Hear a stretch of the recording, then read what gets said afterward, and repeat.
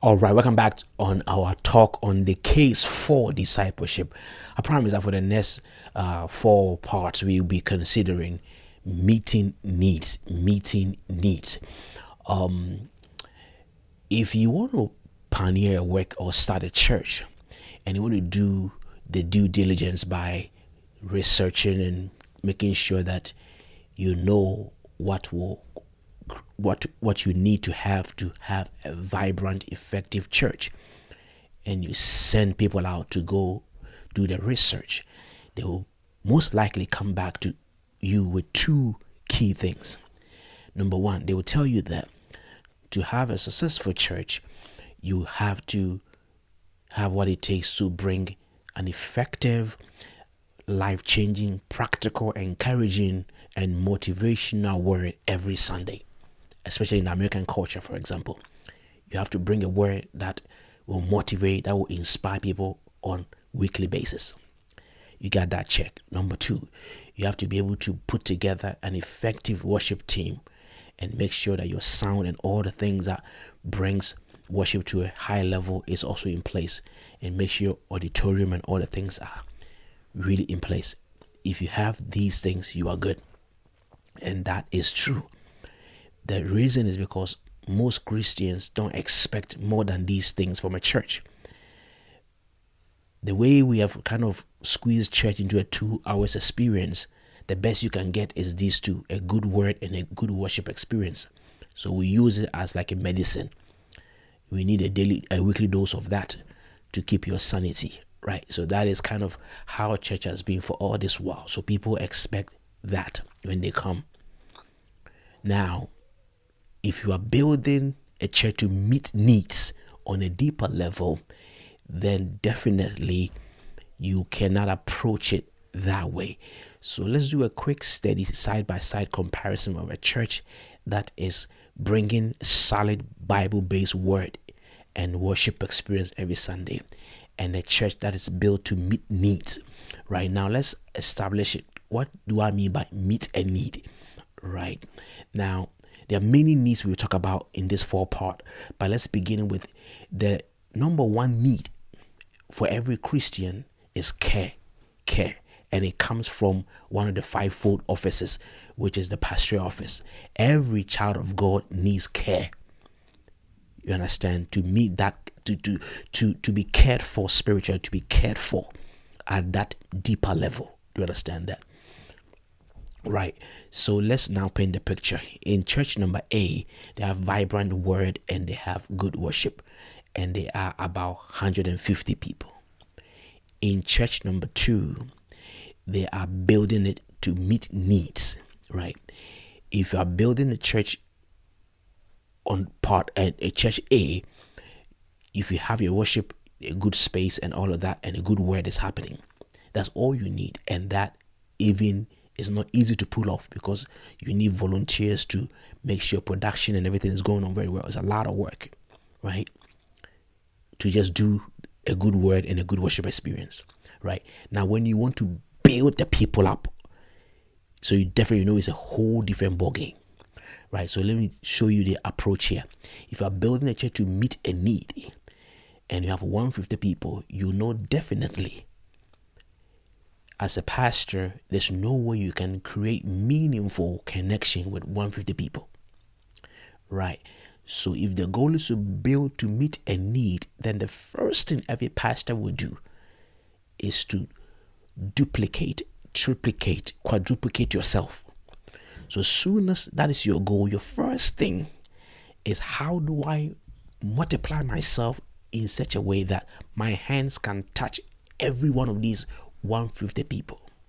So the first headache you have is how to train people that can now touch people meaningfully, as if I'm the one touching them. Do you see that? So the first step, if we're into meet needs, is for a 150 church is to trust God to pull as many as 15 people that you are empowering, you are training, you are giving them. Because here's the truth: if you don't have many hands as a pastor, you can't touch everybody in a meaningful way. So the first goal, if we are building to meet needs, is to have multiple hands, right? In our culture, we even are afraid because we don't trust even the pastors around us. That's another big problem. But if you mean to touch lives, the first headache is as soon as you wake up, my goal is, how do I have multiple hands in this church so everybody can be touched meaningfully? And so a church that is designed to meet needs, there's a lot of effective training.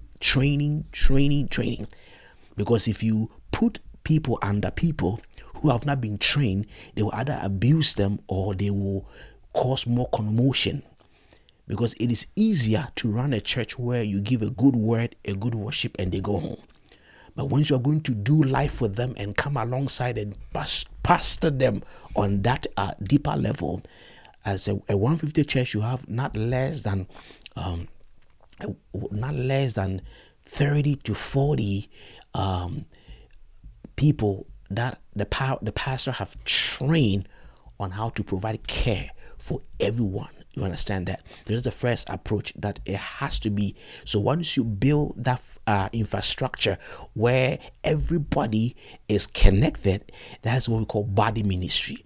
And what's amazing is that once you're able to lay that template down, where the pastor now takes care of the core people that he is using as his hands, empowers them, train them, equip them, and they are now in charge of a group of people that they are providing that care for.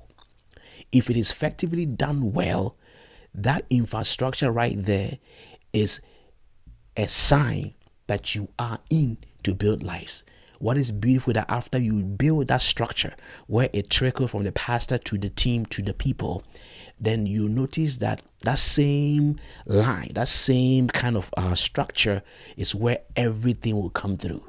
So vision are cast along the same pipelines, discipleship along the same pipeline. So when you lay that down like that, it means you are in to touch lives. The human body sends food everywhere because of the way the interconnectivity is built. So if you are in to build a church where every individual is being touched meaningfully, you have to have a structure like that, where there's interconnectivity. This group connect to this group, and this group is, you see what I'm trying to say? So you being a pastor, you have about 30 hands, because you have empowered 30 people who are responsible either for geographical location of people from specific zip codes, and they are providing that meaningful care for them. You see that? And so if you do that, it means that the church you are building, it can be extremely big, because there's a lot of infrastructure within the church.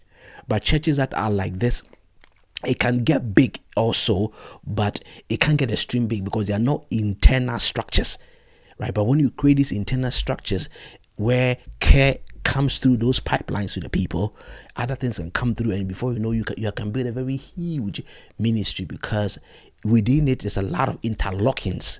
Do you understand that? Where every person, like the way the body is designed, the tip of your fingernails receive its own food from the central system. Do you see what I'm trying to say? It's so, the connection is so strong, and that is how you grow a body. So today I want to say that as a pastor, if you are going to disciple a church, the first thing is, how do I duplicate myself? How do I create many versions of myself so that every member will feel the touch like I am the one touching them? And everybody that you assign to touch people, they are not just assigned because they are assigned, but they have been taking time to do training and empowering. In one of the programs I use, it takes 48 lessons to bring somebody in front of another person that they will not abuse. You understand? And so to build lives is a lot of work, but to just do church, you just have to put the right talents together.